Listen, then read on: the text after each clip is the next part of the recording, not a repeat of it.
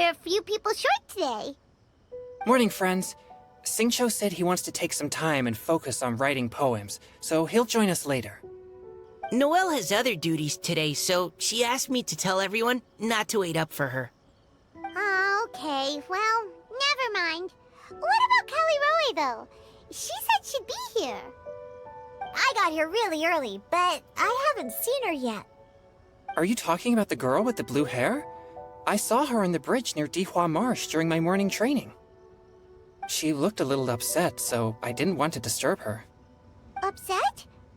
Oh no! What should we do? Was it something we said last night? Oh, Paimon's worried. I agree. If she's run into some kind of trouble, I'd like to help her. Huh? You're all going? Then I'm coming too. Shall we start with the bridge? We're all here a little early, so there should be time. Good idea. We'll be back in a jiffy.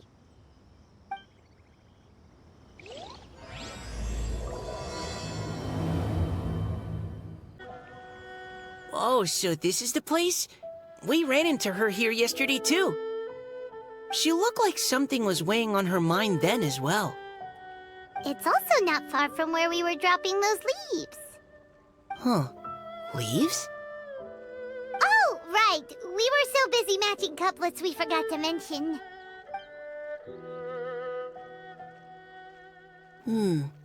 Interesting. I wonder, could Miss Callie Roy have been the one who wrote that poem on the leaf? What makes you say that? Oh, sorry. Nothing. Well, nothing concrete. Just a hunch, I guess. It's just, that poem on the leaf kinda gave me the same feeling as when I saw her yesterday. So much sadness. Now that you mention it, this is upstream from where we found the poem. Huh? Hey, look! Over there! Another leaf! Wow, you're right! And this one has writing on it too! After that leaf! Oh, why does it have to float so quickly? Can't you just fly over and grab it? But Paimon can't swim! What if Paimon accidentally falls into the water?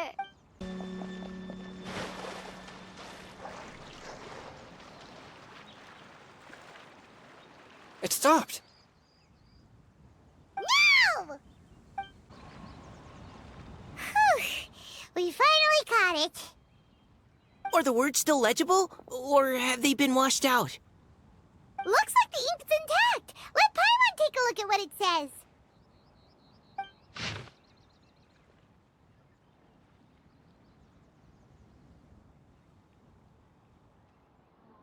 Huh? This is related to the poem we wrote in reply yesterday. She must have picked up one of our leaves. Spring. Young boy.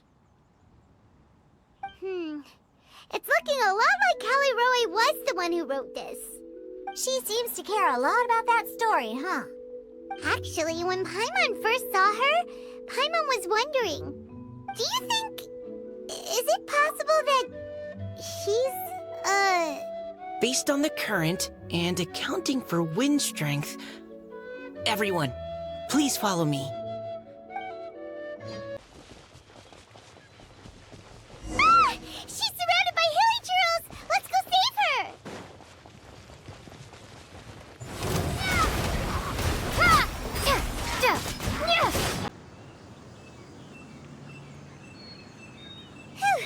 Callie Roy, are you okay?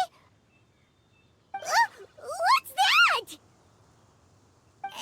It's a huge water droplet!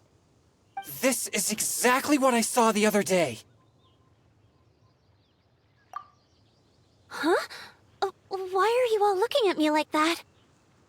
Oh no! My body... is it... That voice is definitely Callie Roy's. How did this happen? Please wait a moment. Oh no. Did I use up too much energy? How did you... What's going on here? Miss Callie Roy, are you some kind of adeptus? No. I'm so sorry for deceiving you all for so long. Actually, I'm an Oceanid who flowed here from Fontaine long ago. What's an Oceanid? Ah, the Grandmasters mentioned them before. The Oceanids were the familiars of the former Hydro Archon. They all fled Fontaine after the Archon died and settled across the world. That's correct. Though, to tell you the truth, I can't even completely recall how I found myself here. I have a vague impression of my ancestral home, but I can't recall clearly anything I saw on my journey. All I know is that by the time I arrived in Mondstadt, I had lost most of my power and couldn't even sustain a physical form. Eventually, I settled in a place called Springvale, where I slowly began to regain my power. Springvale is a serene and beautiful place. The water that flows through there is clear and pure, just like the hearts of the people who dwell there. So you're the Spring Fairy of Springvale? Yes, Diona, and I remember you too, you know. When you were little, you often came to the spring at night to speak with me. Really? You're not messing with me, are you? I always thought that was just a local legend. Your favorite little pillow, the fish one? Its name is Bubbles, is it not? Yep! All those childhood memories. So they weren't just a dream. So, if this is true, then all those things written on the leaves... I see. So you were the ones who found my leaf. Well, you are correct. The Spring Fairy and Heart of Clear Springs is me. No wonder you were asking us so many questions about it. So, the boy from the story... is Finch. I always loved listening to people's dreams, and still do to this day. Whether they're beautiful, sad, or filled with emotions I couldn't understand at the time. One night, a little boy came to the spring. The tears that fell from his face were more fragile than a moonbeam, and purer than the morning dew. I like humans, and wanted to understand them better. I also wanted to make sense of the feelings contained in his tears that were, then, a mystery to me. Yes, we often met under the stars, sharing our stories with one another. Sometimes, we'd stay up all night and see who would hear the first bird chirping from the boughs, or the first cicada of summer. Aw, that sounds lovely. But one day, just like the book says, I saw an emotion in Finch's eyes that I couldn't reciprocate. I felt out of my depth, in uncharted waters. But I knew all too well that we Lockfolk face a very different fate from that of humans. Whatever was happening, I didn't want it to lead to Finch writing a chapter of his life that he would later come to regret. So, I fled, and never appeared before him again. Oh, Caliroe. My strength returns very slowly, and even after decades, I can only sustain a physical form for a very short time. I once hoped that Finch would be able to move on, and meet me when the stars in the night sky have all gone out. But after seeing so many people's stories, and hearing about all their dreams, I have gradually come to understand Finch's heart. This feeling of wanting to respond to his feelings is surging relentlessly in my chest, and I can no longer restrain it. But I'm also scared. Scared that if I go and see him now, I'll bring nothing but disappointment, and even more pain when it comes time to part. Oh. It really is a difficult choice. Please go see him. Huh?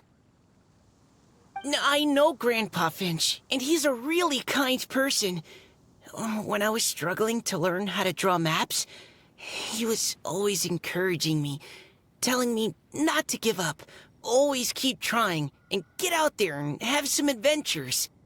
He often tells me stories about his past, but I've never once seen a look of regret or sadness in his face. And even though Grandpa Finch loves adventures, he still stands there by the spring every day, as if he's waiting for something. I believe that he's serious about his feelings for you, Miss Callie. He's never stopped hoping that he'll see you again one day. So if you want to see him too, then what are you waiting for?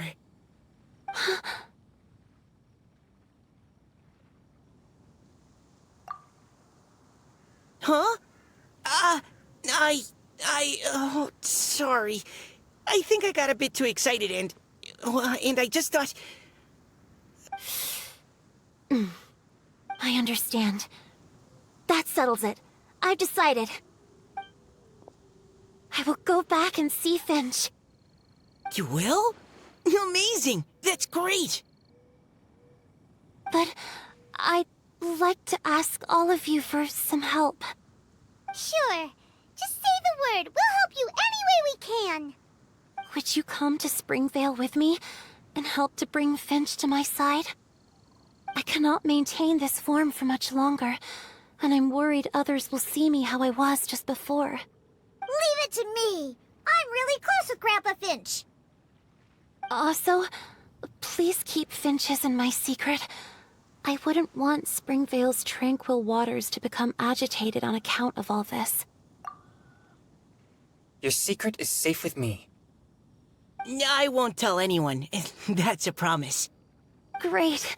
I can't thank you all enough. What's wrong? Are you gonna turn back into a water droplet? No, I'm sorry. It's just that my mind's racing. As much as I want to talk to him again, I'm still worried that I won't have the words when the time comes. A poem?